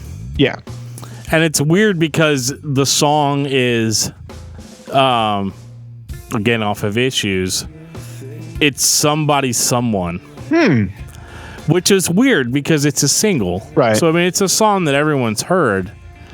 But I remember that also being one of those, like, holy shit moments where you were like, okay, so Korn has become a popular band. They've become the band that is known for, taking, traditional rock and making it heavier and making it more extreme. But like Somebody Someway, what shit, I messed that up. Somebody Someone was a song that was uncompromisingly heavy, and it sounded like something that they may have written a few years prior, but had just kind of updated it with the atmosphere and the sound to fit kind of the more modern Korn sound. But I remember that song being like, holy shit, so we're already this far into the career, but they're not afraid to write a heavy song like this. Like, it'd be this like really extreme, because I remember years ago, before, because I was raised in a pretty religious household, so we didn't really listen to a lot of people give us criticism on the show that we talk about a lot of Christian bands, because that's what I was exposed to the most as a young person. Go with what you know, man. Right. And so, but I remember my sister was like not like on the best terms with my parents for a while, so like I would drive around with my sister and we would listen to like Korn songs and Limp Bizkit songs and stuff that I couldn't listen to at home. And I remember my sister being like, oh god, I heard this new Korn single, Somebody Someone, and it sucks. She was like, I hate it. Come on, sis. I know. I was like, damn. Okay, well, let's hear it, because I'd liked the Korn song she showed me before. She showed me Dead Bodies Everywhere, which is the second place contender for your question. If Somebody Someone wasn't a song, I would have gone with Dead Bodies Everywhere. And it'd be like, I remember liking those songs, like Freak on a Leash, Dead Bodies Everywhere. Like a lot of the stuff that was on Follow the Leader, I really liked. And she showed me this Somebody Someone, and I was like, well, what's wrong with this song? And she's like, I don't know. It's just that like it doesn't seem human. It doesn't sound like something that I can relate to. And I was like, oh, well, I'm only like 13 or whatever, but I'm like, I can relate to this in a huge way, because I don't know if it's just because I'm a male or because there's a certain testosterone factor to heavy songs or what it was. But that song really, whenever I listened to it again, because I listened to it, I liked it and everything. And then whenever we came back for this listen, I didn't listen to Issues very much when we did the first episode because I knew it already. Right. But whenever I listened to it again for this listen, I was like really surprised at how kind of more or less soft Issues is. But it kind of like it hits this peak on Somebody Someone where it's like, hey, just so you know, we're still Korn, and we're still like a badass mosh pit kind of band. Yeah. And so I found that really pleasant and surprising. The song for me that was one I hadn't thought about before was Hey Daddy. Okay. Which I was like, oh, this song's pretty killer. This is catching me. So that was yeah. It has I think that beginning I was like, okay, but then once it gets going, it's a rocker. It's pretty good. But yeah, my favorite song on this album is Dirty. Always has been, always will be. It's the last Korn song on an album that is good. Before that, they're all kind of skippable. And this was one where they go out real strong. And I didn't realize that he was saying, was it like you dirty little fuck or something like that? Yeah. I didn't realize that's what he was saying. So I played this song on my college radio station like all 4 years. Had no idea. And no one ever stopped me because I don't think nobody said anything. Yeah. Yeah. That's kind of funny that you say that because I used to do a Christian radio show, like a Christian rock radio show. And I used to just throw songs in there that weren't. Like of that, and it's funny because nobody said anything because I would play Korn songs and I think at one point I played Limp Bizkit and somebody called me and was like, "Hey, is this?" And I was like, "Oh no, they just sound like Limp Bizkit." Yeah. That's just funny to hear you say that. Yeah, it's so funny whenever the words aren't super distinguishable. Yeah. Like, I mean, look at Disturbed. Stupefy was the very first single that ever came out with Disturbed, and that's the first time I ever heard the word fuck on the radio, wow. Because they didn't know to edit that because I remember me and Joe would go back and forth when we were in high school, like he's just growling, he's not saying anything, but I was like, I'm pretty sure he's saying fuck. Like it's just, I wasn't like well versed in extreme vocals at that time, but like I was like, I'm pretty sure he's saying fuck like a bunch of times. and they're like, no, it's got to be. And then I think now if you hear that song on the radio, I think it's all edited. But like back then, it was kind of this weird time where you could get away with that kind of stuff. I'm going to go retro on this one. Hey, Dan, you want to go get some lunch? Sweet. Yeah, like that. Yeah, Disturbed. Just a noise. We got to do a Disturbed episode sometime. You do. We're not trying to be like that podcast that only does new metal because that exists already. But well, it's weird though because like and Joe, leave this in the show. I'm gonna be pissed off if you cut this out. But like the thing is that like whenever I heard before I heard Roach Koach, our goal was like, we're only going to cover bands that are in what traditional metalheads would say is real metal. So then that lasted like what, Joe, 4 episodes? And then I was like, we got to talk about Korn, at some point. And like, it wasn't until we did the new metal episode with Toomey that we kind of started opening up to like, you know what? Fuck it. We're just going to talk about whatever we think is good and move on from that. Because our goal hasn't been to be negative necessarily, but just to be critical, you know. So like, the band, we might like the band, but we may not like everything that they put out. So, with something like Korn, that was kind of a revelation of like, hey, wait a minute, it's our show, we can do whatever the hell we want. And I think and I remember finding that really interesting because I was like, shit, when we were going to talk to Toomey about new metal for 2 hours or however long it ended up being, I remember thinking like, shit, I don't want to just listen to new metal for a week or 2 weeks or whatever, and so I just started listening to episodes of Roach Koach. Just like I was like, they're gonna do the work for me. We do. And then I just do the work. Dude, you guys have listened to some shit. You say all of that like we're not about to do a thing called New Metal May. We are going to do New Metal May, and it's totally ripping off.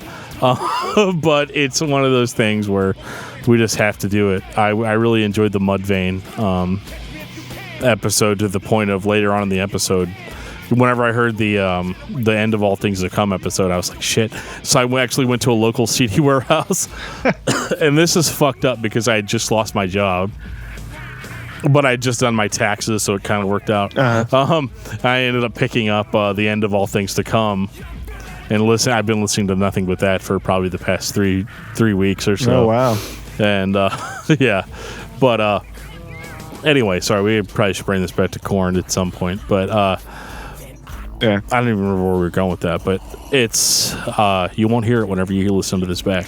But the thing is that like with Korn, I think that they were, like I commented very heavily on your episode on Demon Hunter, I think Korn is like the perfect introductory band for a lot of people into like that liked mainstream music. I think a lot of people that listen to heavy music now were introduced to heavy music via bands like Korn. Yeah. Or via bands like Limp Bizkit or Disturbed, or and all those bands can kind of be considered. I mean, the jury's out on Limp Bizkit, but as far as bands like Disturbed and bands that came after Korn rose to popularity, yeah, a lot of that can be contributed to them, which is why I thought it was interesting, because we were talking about like how like the misogynist lyrics. Misogynist, that's the word. Yeah. Misogynist lyrics and to talk about rape and the being the aggressor, but then also being the victim, being par for the course for nu metal.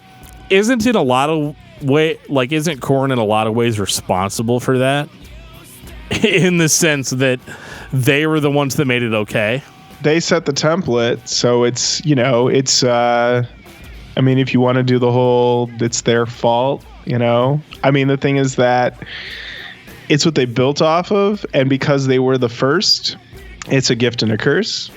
I mean, that's part of the reason that they're still one of the big bands, because that's the thing. They can still headline a lot of places, even though they haven't had like a really big record since 2002. They haven't charted in a while, yeah. I mean, well, here's the thing. I went through, and I was actually surprised to find, even though I don't think they've had a platinum record since, I think Take a Look in the Mirror was the last one that was platinum. But let me find it here. I'm pretty sure Serenity of Suffering charted at 5. So like, so I mean, like they still were charting. Let me see. Korn. Did Twisted Transistor not succeed as a single? Take a Look in the Mirror was platinum. Oh, See on the Other Side was platinum. That charted at 3. Untitled was gold. That debuted at 2. Korn 3 debuted at 2. Path of Totality was 10. Paradigm Shift was 8. Serenity of Suffering came in at 4. So they come in strong. So actually the lowest, not counting the original Korn, which peaked at 72. Yeah, their lowest charting was Path of Totality at 10. So if a Korn record comes out, it's going to have like at least a big first week, and it'll show up. So everybody wants to check it out, even if it's a train wreck. Right. They want to see. Yeah. And I'd say besides Path of Totality, I mean, yeah, basically 2010, 2011, 2007. So like 2007 to like 2011 was the rough run for them, I'd say. Untitled, Korn 3, Path of Totality. I think Untitled is actually a sleeper. It's a really good record if you listen to it for what it is, because it's the only record that, yes, it's the lead singer, the guitarist, the bass player hanging out in the studio, but they were hanging out in the studio with Terry Bozzio. And they wrote some really entertaining shit. There's Killing, there's Hushabye for all of its faults. I Will Evolution. Protect You is terrible, but it has an amazing solo by Terry. You mentioned Evolution. I know Starting Over, John Davis wrote that in his home studio. The songs were good. The only thing that really lacked was the fact that I knew for certain I wasn't going to see this shit live. Because you can't do that shit. You can't take Terry Bozzio on the road unless you've got 3 days to move him around. Well, I guess the thing with Terry Bozzio on this record is that he basically tried to impose himself on the band. Join the band, right? And he said that he demanded to be a full member with 25% interest, and the band felt that was, quote, offensive. And they decided not to tour with Bozzio, so they toured with Joey Jordison. Which is not a bad move. No, not at all. Wasn't that the year that Korn, Metallica, and Slipknot played a few shows together, and Joey was playing 3 sets? I remember very distinctly there was this point where Lars left the stage in his robe, and then Joey would sit down and play 5 or 6 songs. The only show they show was this was part of the Bitch We Have a Problem tour. Great name. Aged really well. Perfectly. which was Korn with Hell Yeah, Droid, Five Finger Death Punch, and Flyleaf. Wow. And then when they were in Australia, it was Biohazard, Chimera, Throwdown, and Blood Simple. That sounds a lot better. Oh, there was a Family Values tour in 2007. Really? Yes. Interesting. And that was Korn, Evanescence, Atreyu, Flyleaf, Hell Yeah, Trivium, and Neurosonic. Weird mixture of metalcore and new metal. Yeah, and then second stage is Droid, Five Finger Death Punch, In Vitro, Through You, Twin Method, Blood Simple, Egypt Central, The Vanished, OTEP, and The Last Starfighter. OTEP. I didn't make any of those up, but some of them sound made up. Yeah. What's your band called? The Last Starfighter? Last Starfighter? Yeah. We're Egypt Central. All right. You know. Yeah, OTEP's the only one I heard that had any like credibility. You know, like it's interesting. All right, Dan, we're calling the next band idea The Running Man. The Running Man. Okay, let's do it. But yeah, I think it's interesting that like how Korn kind of survived through because like I don't think it's any mystery that I'm like kind of a metalcore guy. Like I you know that's the kind of music I played. That's the kind of music that really, you know, like we talked about with Let's Get This Party Started, how like that was kind of the pathway to me for like those more extreme bands. And it's weird hearing like throughout the 2000s how Korn, despite basically being known as a new metal band, and not only a new metal band, but like the pioneering band, you know, that brought this out of the forefront, how they kind of survived through that and played alongside of some of these bands. Because I mean, I know there was a period in my life where I disowned Korn. You know, I was like, yeah, I'm not into that stuff. That stuff's basically butt rock. I remember going on the record. I did an interview back in 2006 for my band at the time, and they were like, you know, how do you feel about, you know, music now versus music 10 years ago?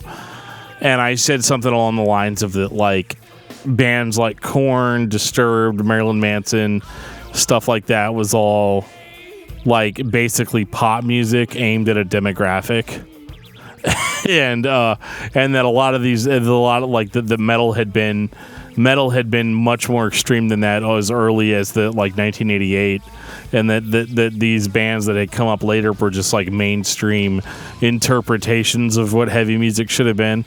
It was a totally ass comment to make, and like really made me seem like a lot worse than I was, because that's the person I was then. And like I remember reading it back. Like, I read the interview once it published, and I was like, God, I came off like a total asshole on that. And, but I think it's interesting, you know, even now, all these years later, even though I've re-accepted Korn, I've re-accepted, you know, my influences, there's no reason to deny what you listened to when you were younger versus now, and all that. It helps you paint a much more clear picture of where music was, where it's gone, you know, where it's going to go. But I think it's interesting that Korn kind of survived through that, even though they didn't really have the mainstream support that they'd always had. I mean, I remember my buddy Josh, who was he was one of the original co-hosts on the show. He was on the Korn episode, and he had gone and seen Korn recently, and was like, they're just playing at a club. They weren't playing like a sold out venue.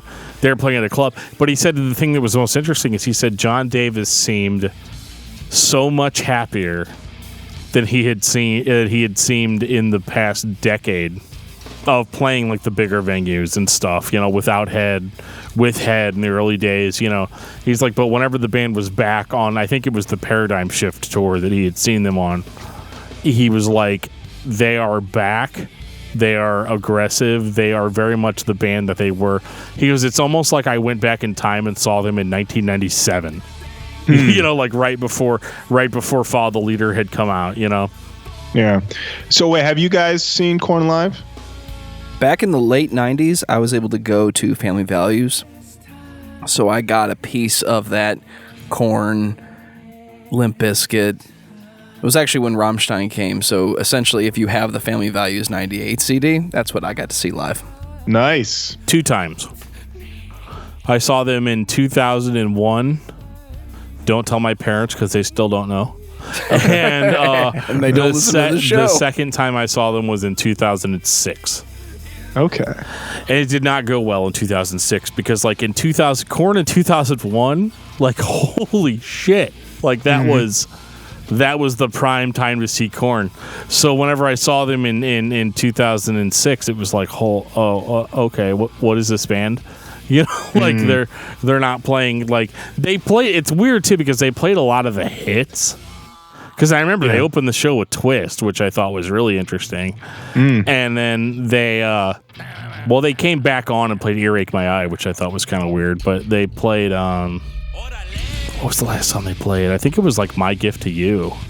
Wow. Which is just a really weird song to throw on there because it's not like it's their strongest song, but No, not at all. not for a show closer. No. I've seen them 3 times. I saw them on the Sick and Twisted tour in 2000 when they were touring Issues. It was them, Stained, Mindless Self-Indulgence. And that was a weird one because Stained kind of crushed it. And the Korn came out and they did okay. And then in the middle of their set, they took a break and Stained came out and did a Korn song. I believe they didn't need to. It was very unusual. I've never seen that before. Haven't seen it since. Aaron Lewis actually handled. Okay.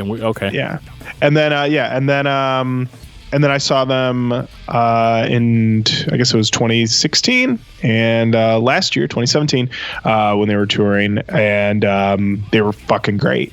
They were better than when I saw them the first time. They just crushers, played everything you wanted to hear. I was very impressed. So, and that was post Roach Koach, right? Because I remember you guys talking about the show. Yeah.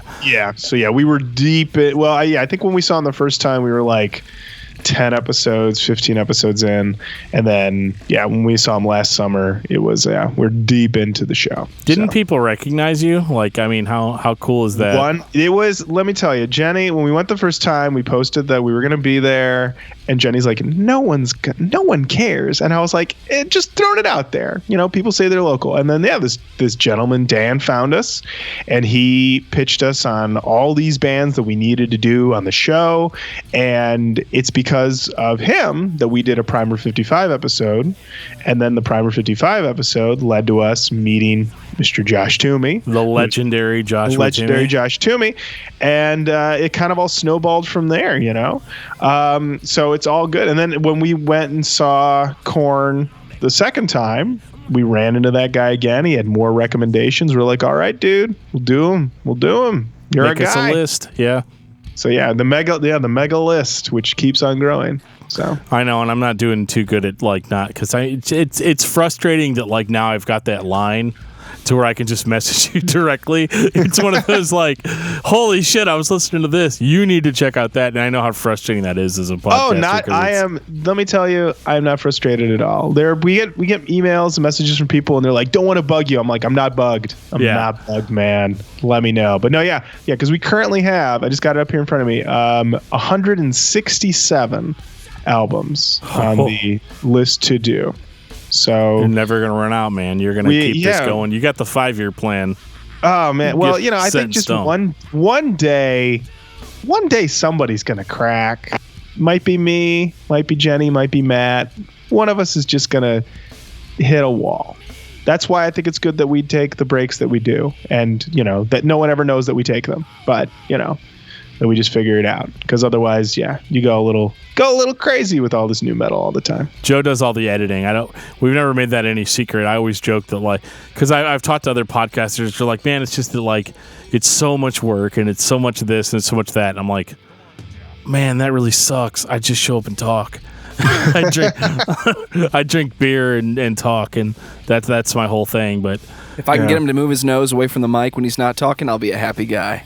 I feel like I've completed something. That's from years of training, because when we were in a band together, I had this problem very early on where I would scream, because that's all I did was scream, but it was one of those I would start with the mic all the way out here, and I'd scream, and then Joe would be like, no, you need to get up on that mic and like really like eat it. So then whenever we did the transition from playing music to doing podcasting, it was like, dude, you need to like get off that mic because I can hear you.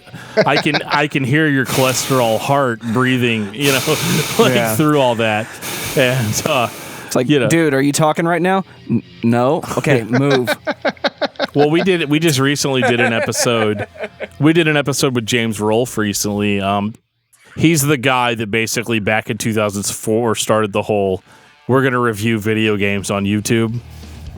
I was watching one of his videos late one night when we were like 4 podcasts in, and I was looking at his DVD shelf, and it was like Black Sabbath, System of a Down, Rage Against the Machine, you know, like all these bands, and I was like, I wonder if he would be interested in talking to somebody about not video games. And so I got a hold of him, and he immediately was like, yeah, dude, let's do it. So we had him on. But the interesting thing is Judas Priest just put out a new record, and he contacted us, I guess, a few weeks prior to that, and was like, they're putting out a new record, and their first show of their new tour is in my hometown, so I'm going to go see him. So he wanted to come on the show. And I think it was only then that like we realized we had to do the show, and then we had to edit it that night and then put it up that night. Because it was it was time sensitive. And we were like, holy shit. And like, so that was my first preview of like how much Joe actually does with these. Because I was like, I'll make the pot of coffee. I'll stay here. I'll help with the editing. And it was like me sitting there watching him taking like 35 minutes of my breathing out of the episode, you know, like, and that just blew my mind. I walk the line between a dynamic would solve my problem, but I love the sound of condensers because I'm a radio fan. So I either have to live with it, or I can put a dynamic in front of his face and I'll never hear it. Right. Can't decide. I go back and forth. Well, I guess we should probably, because we definitely flew off of Korn, but let's I guess let's wrap it back in with our final thoughts on Korn. All right. Okay. Give me a song, Lorin. Doesn't mean we have to stop talking, but let me see. You know what? Let's listen. Let's put on Dirty, man. All right. Hot track. Lorin Kozlowski, your final thoughts on Korn. My final thoughts on Korn, going into this, or coming out of this, really, is that they're more consistent than I realized. Their fallow period was maybe not as deep as I once thought. I will never listen to all of their albums as this close together all at once, because they've got a lot of tricks that they do over and over again, and which is fine. That's their moves. But yeah, you basically just pick one and you're kind of getting the whole deal. If I were to pick my favorite out of this from doing the re-listen, I think it's still probably it's probably either Issues or Serenity of Suffering. Problems. Issues is just, I think it has the nostalgia factor for me, which I don't always like to lean on, but it's kind of inevitable. But also just the production's really strong. The songs are really there. It's basically front to back. Yeah. So overall, I think Korn's pretty good. Dan, what about you? I think the good outweighs the bad. And I said this back a year ago, but like, I don't think that Korn's missteps necessarily negate the greatness that was there originally. And I think a lot of people that are my age or maybe even younger than me can't really deny that the first heavy band they heard was Korn. Or if it wasn't Korn, it was a band that was extremely derivative of Korn. And I think that, anybody that wants to be the metalhead elitist or say that, I'm above that, or I'm above new metal, or I'm above all these bands that were a little bit more trendy at the time, I think that they're doing themselves a big disservice if they haven't checked out the newest Korn record. I think everything that you love about that band is still present in the Serenity of Suffering. And, hey, extra points for Corey Taylor being on the record. Yeah. And, we didn't hear that before. Definitely something that should have happened a couple of decades ago. my opinion. But it definitely enhances it. It makes you realize that, you know what, this band is still extremely good at doing what they do. And my final thought is that you should check out Korn. Korn's not a band that you need to be ashamed of. I stand by what I've said, but I'll say it again. Only it's a different way because it's 2018. I stand by Korn. I like what they've done. They've had missteps. I think the stereotype of any long-running mainstream act is they start here, they peak, they have a misstep, and then they get back on track. And that's the part of everyone's career where they just start making records that, quote, I want to hear, or the fan wants to hear. You know, James Hetfield once said, it's not about doing the opposite of what the fans want. It's about having fun and trying something new. And when I think about trying something new, having fun, and then they were put in the situation where they were down 2 people, but they had obligations to put a record out, they probably just tried something different. And I don't think that outweighs the good things that they've done, except for that one thing. But my final thought What's on that one thing, Joe? I will not say it. That thanks, dude. But to answer the question about corruption in music reviewing, I will say this. Rolling Stone said that Saint Anger was a 4-star record. Oh, I mean, What does that tell you about what the mainstream will have to say about the Path of Totality? Goddess in the Doorway was 5 stars. What they had a U2 record is like the best of the year, one of the best of the year, and it hadn't even come out yet. I mean, yeah, Rolling Stone. I was listening to the New York Times podcast recently, and they had a bunch of writers on there, and they said that they would submit stuff for various reviews, and it would be a 4-star review, and then they'd print it, and it'd be a 3-star review. Or, you know, that 3.5-star review, you know? So, I mean, there's things go into editorial, and, you know, there's an image and an idea to maintain, you know? I mean, here's the thing. Mark Knopfler just needs to poop out a record. Rolling Stone's ready with a 3.5-star review. Absolutely. Doesn't even need to listen. Nice. Lorin, what is your album of the week? Does not have to be heavy. Oh, well. My album of the week is Code Orange, Forever. Are you serious? Love them. That's awesome. Oh my God. I was not expecting that. I was in Pittsburgh for a wedding about a week or so ago, and I'd been listening to them a little bit, and I went to this record store there, and they had they had Forever, and they had the record before I Am King, so I picked them both up. Guy rang me up, was like, yeah, dude, fucking Code Orange, they're the real deal, they're real Pittsburgh blood. And I was like, all right, man, you know? And then I actually tweeted that out, and then Code Orange retweeted it and That's said, awesome. Respect to Eads, which was the record store I bought it from. And this is the thing I'm finding, and maybe you're finding this too, Dan, when you're going out and buying or big thrifting or whatever, is that the metal genre is still the genre where, like, you can get like new CDs, and that's like still the only people that are buying physical media. Absolutely. Yeah, I read a blog post that what's his name, Rob Flynn did recently, and he said that the thing with is that people were talking to him that like the streaming numbers for the new Machine Head record were bad. He's like, they're bad for all metal records because metal fans don't fuck with streaming. They still buy the vinyl, they still buy the CD. And I was talking to the clerk, and he's like, you notice our metal selection? It's like our primary section now because we still can move those, you know, but everybody else we can't move. That blows my mind because I remember whenever we did the Roach Koach episode, and you guys came back on your following episode, and you're like, yeah, Discography Discussion, they talk about heavy bands that I definitely would not check out. So to hear you a few months later be like, yeah, dude, I'm really digging Code Orange. I'm like, fuck yeah.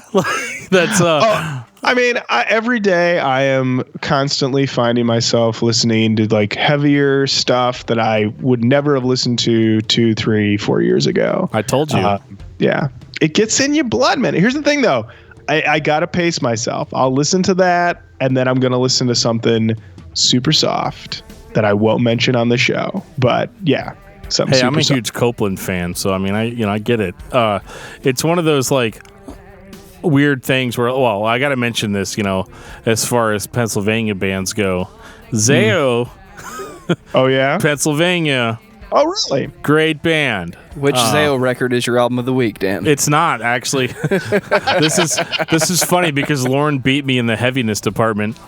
I'm still really stuck on The End of All Things to Come by Mudvayne because I loved that record when it came out, and then I just didn't listen to it whenever I got into heavier stuff.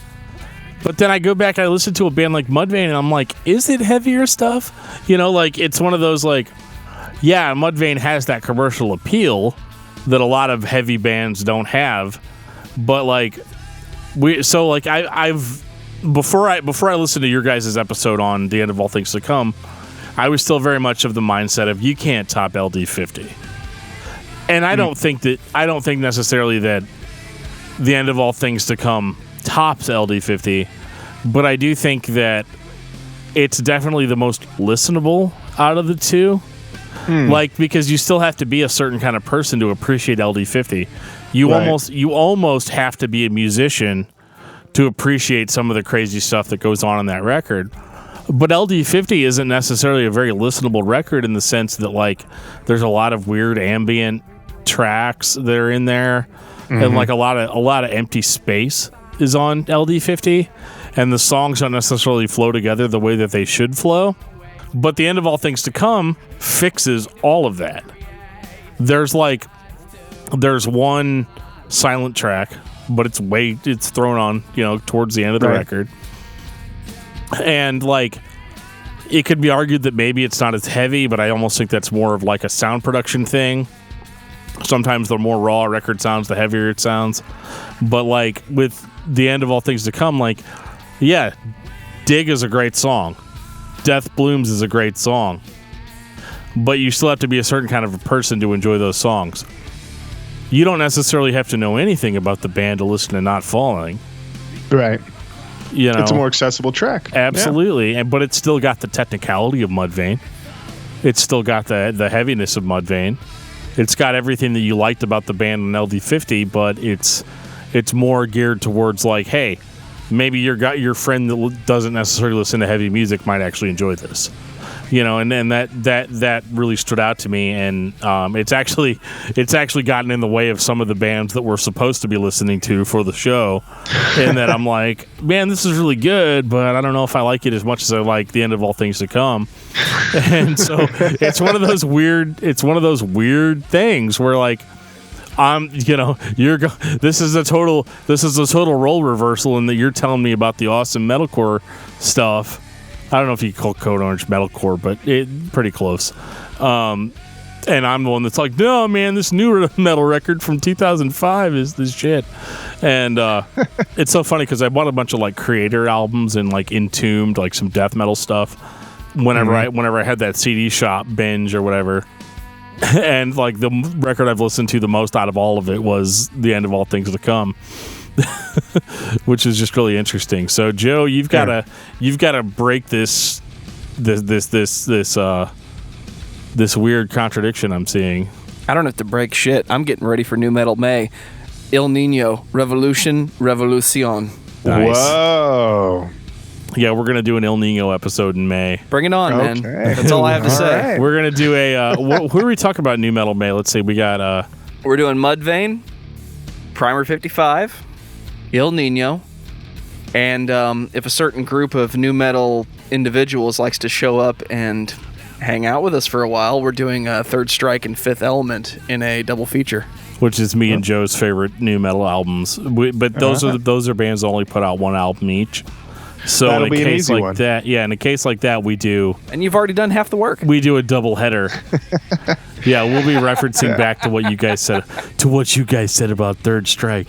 But actually, I was really impressed because when I heard that episode, because Joe was like, "Yeah, I don't know what they're going to think of it. Yeah, yada. And I listened to it, and I was like, well, some songs made it into the canon, which is a lot more than a lot of these records can say."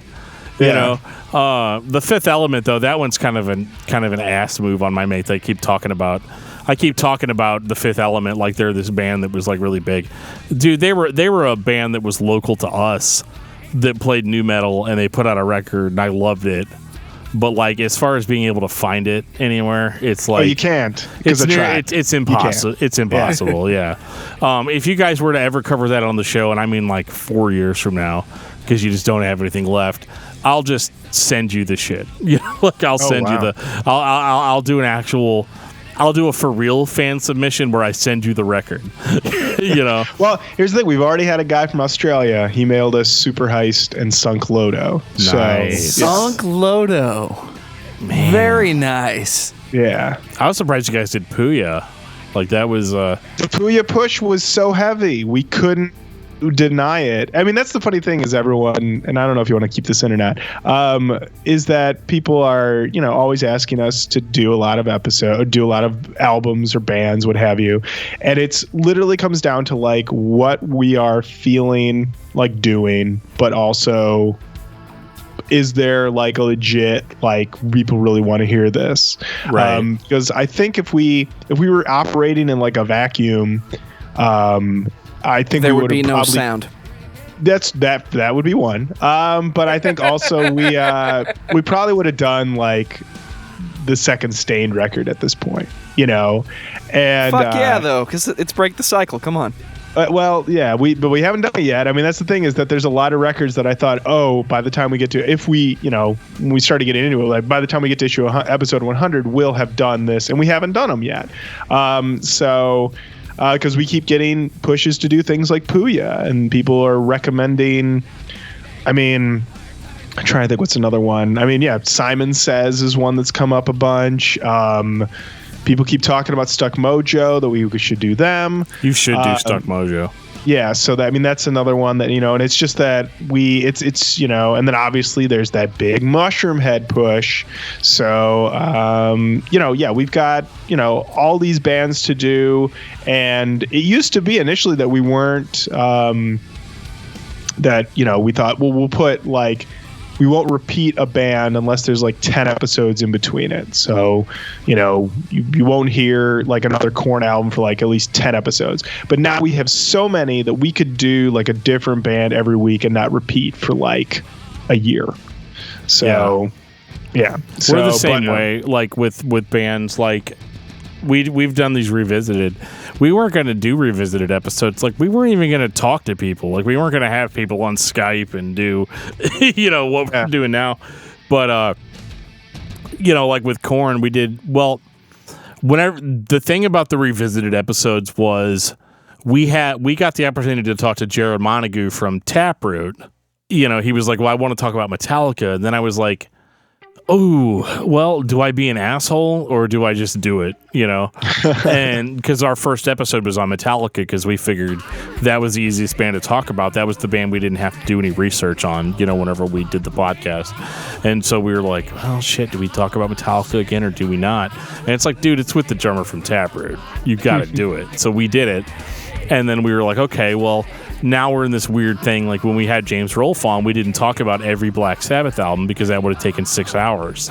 That's a lot of records. Yeah. And this dude was like super, it was pretty evident after talking to him for 10 minutes that he knew way more about Black Sabbath than we did. And so I was like, shit, this could go out of control. So we just did like a general discussion.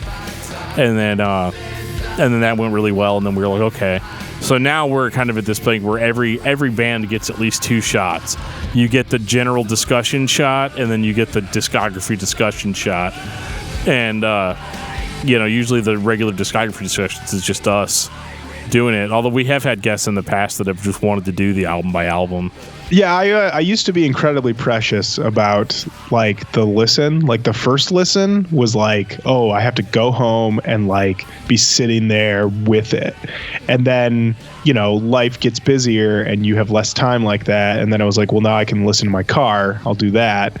And yeah, now I'm at the point, like if I can get a listen in, you know, I don't even have like, we're moved now, but my old stereo system is like still in a box in the basement. So if I'm listening to anything over speakers, it's in my car. My dream is to get a good stereo system again. My dad has an old, like, his still has his original thing with all of the mixer. Why can't I think of the word? Amplifier, transformer, yeah, the whole thing, yeah, and it's awesome. And there's a guy I know from back in my radio days, and he was like, whenever you get settled wherever you end up living, this is back when I was living in like an apartment, he's like, let me know, I will hook you up, because I can tell you the type of guy who wants like the best system. And I was like, thank you very much. So one day I'll have to text him and see what's up. Well, and that's Jeff too. If you have any old video games laying around, let him know. He'll probably mail you some stuff. But yeah, it's definitely. My wife did not appreciate that though. Like when I was listening to Korn all week, because we have 3 kids, so it's one of those like you can't just listen to that. And I was like, what are you talking about? I listen to Cannibal Corpse all the time. She's like, well, they can't understand that. That's just noise. She's like, but the stuff like Korn, where it's like all day I dream about sex and bitch, because we have 2 girls, and so it's like she's like, you can't just pop that stuff on and listen to it in the car or listen to it. I basically am only listening to stuff over headphones, and then if I'm in the car with my son, I don't generally listen to anything for the show, because I'm generally trying to listen for the show, and so if he's making noise or anything, then I'm not going to be paying attention to it. So I'm able to like keep that kind of separate. And also like he goes through phases where he's like I'll watch some music videos on YouTube or something on my TV, and he'll be fine with it, and then all of a sudden he'll flip out, and I'll be like, okay, then he's done. The only band that he's consistently been fine with when I watch their YouTube videos is Cold Chamber. Okay. I don't know if it's a coincidence or just what have you, but Cold Chamber turned out to be a really positive band, over time, you know. You go to that first record, you're like, oh, wow, this is really scary. And then you get to chamber music, and you're like, this band's fine. Yeah, respect your dad, for sure. Absolutely. All right. But yeah, I guess it's probably like almost midnight for you, so. Yeah. Well, I know we all got kind of raw, so. Those of us with kids have Easter in the morning. And on that note, this has been episode 60 of Discography Discussion. Thank you for listening. You can like us on Facebook and follow us on Twitter at discussmetal. Subscribe to our podcast everywhere you listen to podcasts, including Google Play, iTunes, and Stitcher. Visit discussmetal.com for all things discography discussion, and please send questions and comments to danandjoeshow@gmail.com. If you are not a patron, you can become one at patreon.com/discussmetal. We have some sweet perks. $1 gets you access to an exclusive feed. We'll be talking about that later. Lorin Kozlowski and the Roach Koach can be found at gabbermedia.com/Roach Koach and on Twitter @Roach Koach. Did I get that right? And Facebook. But yeah, you got it right. I always switch back and forth. Sometimes when you do an episode on Facebook, I'll comment. When you do an episode, I'll comment on Facebook, or sometimes I do Twitter, and it's always kind of funny because I think one episode you guys actually read both, which I was like, oh, yeah. But like, it was crazy. But all right. Well, thank you so much for having me, you guys. This has been a lot of fun. Anytime. Yeah, for sure.